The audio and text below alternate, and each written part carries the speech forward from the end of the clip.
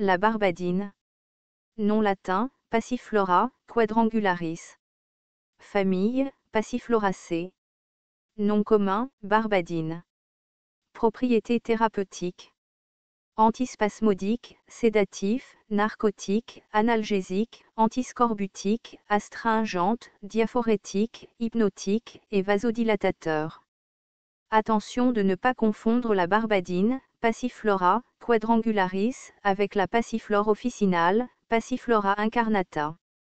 Parties utilisées, racines, écorces, fleurs, fruits. Distribution. Cultivée aux Philippines pour ses fruits et comme plante grimpante ornementale, elle est répandue sous toutes les tropiques. Botanique. La barbadine est une vigne herbacée robuste et lisse, atteignant une longueur de 10 à 15 mètres. Les tiges sont à 4 angles et étroitement ailées.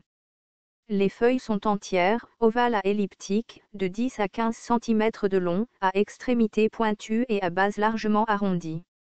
Les tiges portent des glandes éparses. La fleur est grande, solitaire et parfumée, les pétales sont rougeâtres, les filaments corona sont violets. Le fruit est gros, charnu, comestible, ellipsoïde, de 15 à 20 cm de long. Constituants.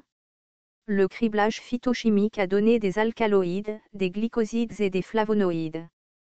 Utilisation culinaire.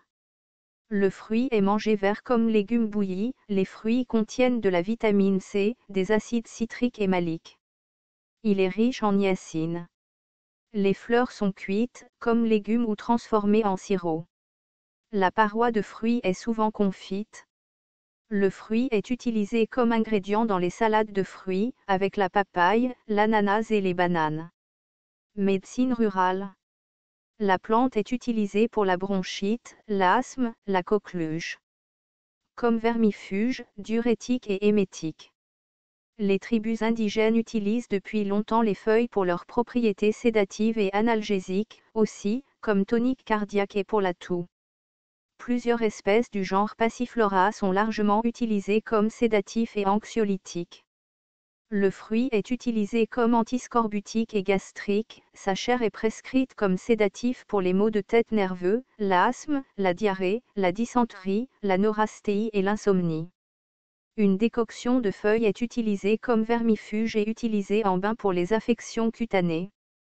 Un cataplasme de feuilles est utilisé pour les troubles hépatiques. La racine est utilisée comme diurétique, émétique, vermifuge. La racine est également utilisée pour ses propriétés narcotiques. Un thé à base de feuilles et de racines est utilisé comme narcotique et sédatif. Utilisé par les guérisseurs traditionnels pour les morsures de serpents. Une décoction de feuilles et de branches est utilisée dans les bains externes pour les morsures de serpents.